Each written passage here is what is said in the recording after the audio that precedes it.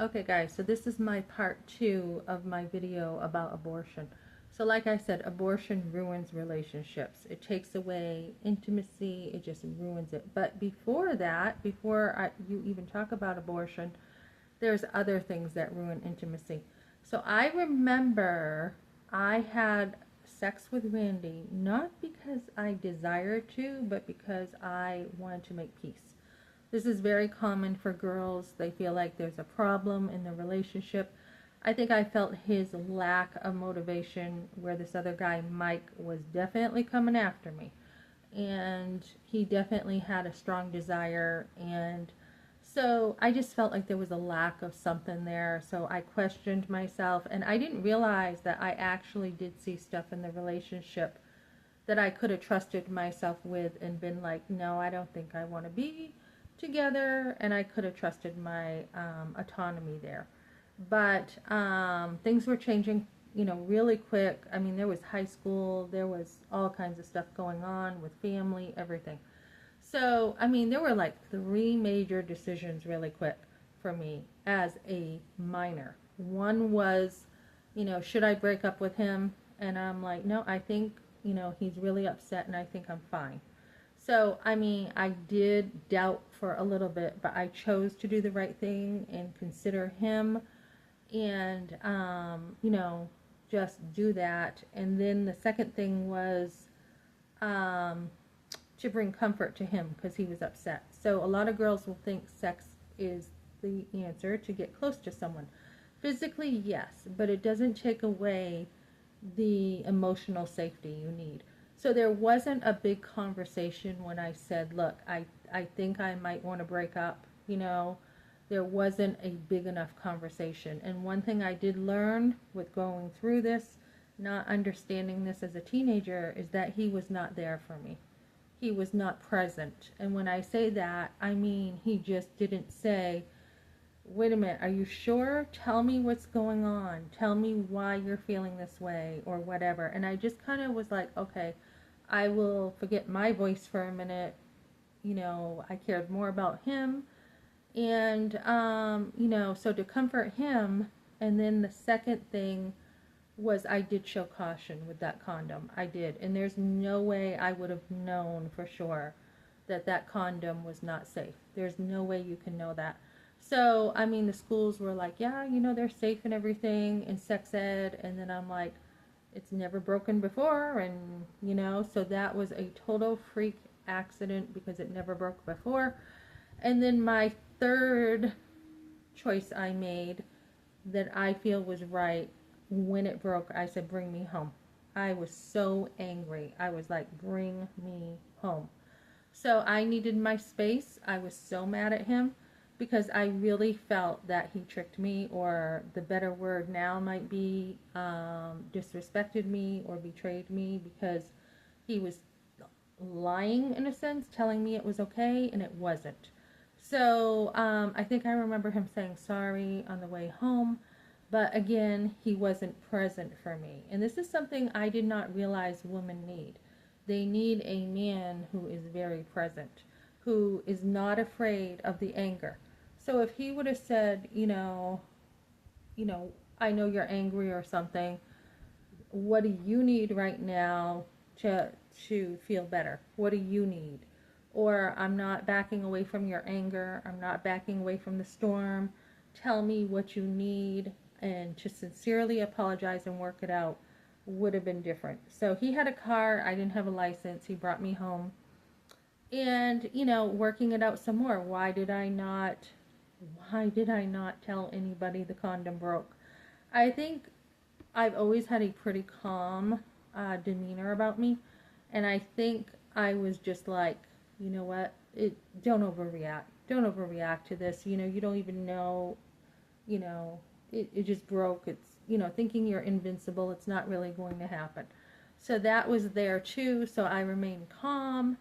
And then when my mom was the one who told me I was pregnant, when was your last period? And I was like, I don't know. I didn't keep track of that stuff. Most people didn't.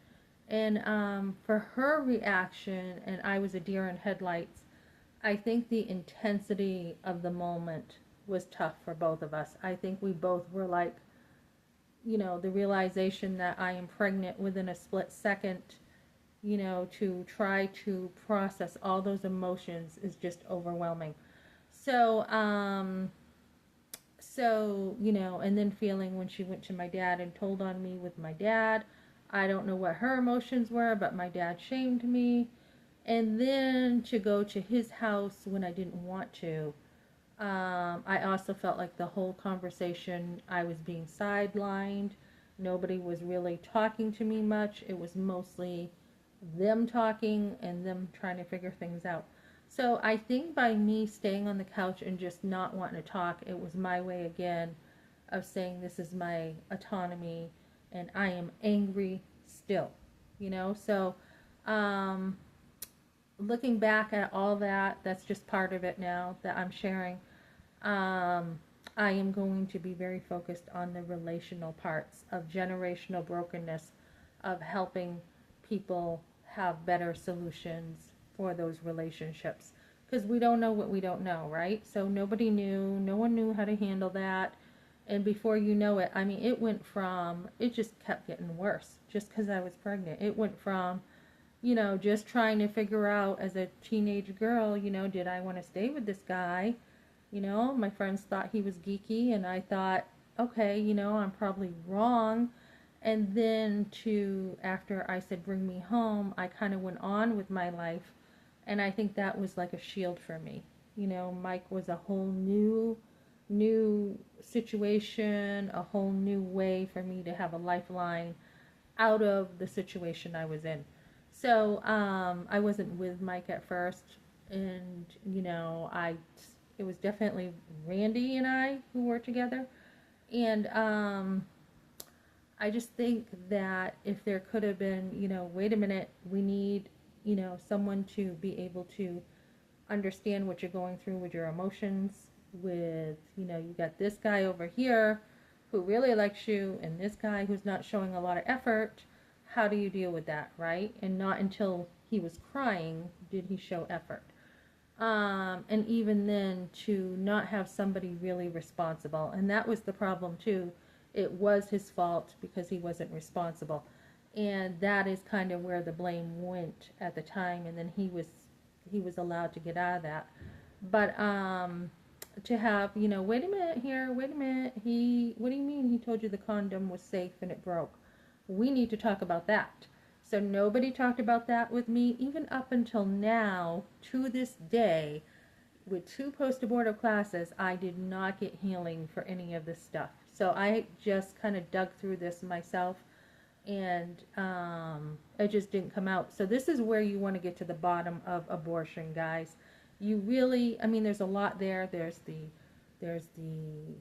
denial of reality. There's the justification of other people telling you it's okay or you were too young. Then there's the child development, understanding the guilt and the suicidal tendencies, and then there's the abortion itself and trying to get through that. And one of the things I will be talking about is resilience, on how women can rebuild their lives and independently when you have nobody. Well, yeah, I had nobody, so I had to really independently rebuild my life. And then I'm probably going to have something like Stronger Together, because it's that type of community of talking to people about abortion where we didn't talk about it before, that's going to help you heal. So Randy was I was talking about there could have been a stop of, wait, why did he tell you this was okay when he knew not to put it in his wallet or something. He was a little older than me. And then there could have been, okay, what happened to Randy? We haven't seen him around. And I could have told someone, well, I'm so mad at him. Why are you mad at him? Because this happened. So nobody asked me what happened. Even when I was pregnant, no one said what happened. So, I mean, I could have literally, been raped or something. Nobody asked. And then to feel isolated even more from my family because I was in trouble, to feel like something's wrong because I got pregnant, so something must be wrong with me. I must be the problem, feeling my mother's judgment and criticism at that time. So all these little tiny things we don't talk about in the pro-life movement, it's really about relationship. It really is. And the healthier the relationships are, the more abortion will not happen. So I did not realize that a guy has to hold space for his girlfriend when she's mad. He has to learn, and a lot of men probably don't know this, they have to be able to hold space when she's mad. So if I was thinking, well, geez, if someone said to you, Melissa, or if he would have been able to have learned this and said, what do you need? What's going on? What are you afraid of? I mean, I could have opened up and been like, look, I'm scared to death, da da da. There could have been a conversation and we could have made it work out together, right? You could do that. You could rebuild trust. I mean, you could have a conversation where he was like, I had no idea it was going to break, or I didn't mean to trick you, or whatever. And then when I went to his house, instead of feeling like I had no voice once again, I could have had a voice. And if somebody would have said, we care about you, how are you, what do you need right now? Again, things could have been different. So I really feel this is the key, guys, to getting in there with abortion and changing abortion. It's not about abortion. It's not about even being pregnant. I wasn't even thinking about being a mom, although I had, you can't process that. And even when people say, like nowadays, oh, you had sex, you should have kept your legs closed. Not to me, but politically people say that. You're not even dealing with sex at that moment. You're in a relationship where you are trying to grow and figure out yourself, right? Teenage years, you're figuring yourself out, your own autonomy. So if I would have had someone to say, this is probably how you're feeling or something, but at that moment, I'm not even thinking about sex. I am thinking about how to navigate a relationship. So when you're trying to navigate things, the up and downs of life, you're trying to figure out what do you do about, this guy saying this to you? What do you do about when you feel like you can trust him? Trust is not weak, it's bold. How do you deal with these things? So I had brokenness after brokenness after brokenness after brokenness. And I was pretty resilient. And looking back, I'm like, I really am proud of myself for my autonomy. It seems like, I did have a mom who was always like, she did say, what do you think of this, or what do you want to do today? So I did have autonomy in those ways. And that was more than, she had with her mother. But I think because of that, there was some autonomy for me. There was, with my freedom with a guy, I could be like, nope, just take me home. So I was protecting myself, and I didn't even know it. I needed my space because I had to digest and protect myself. And why didn't I work things out with him after? I think before I even had enough space, there was a missed period, and I was busy, and I think I just didn't want to deal with it at the time too, because I felt like probably I should have probably known that the condom could have been, compromised. But at the same time too, looking back, I think I did realize, what, condoms never break, so why do I have to worry about it? So this is the kind of stuff we're dealing with, guys, where we want to get in here with girls. I want to make an app for girls, but I got to figure out where on that timeline can you get a girl to open up and be able to talk. So, it just got broken from wanting to break up, and it wasn't Mike, it could have been someone else, to, the condom breaking, to not knowing if I wanted to be with him, to condom breaking.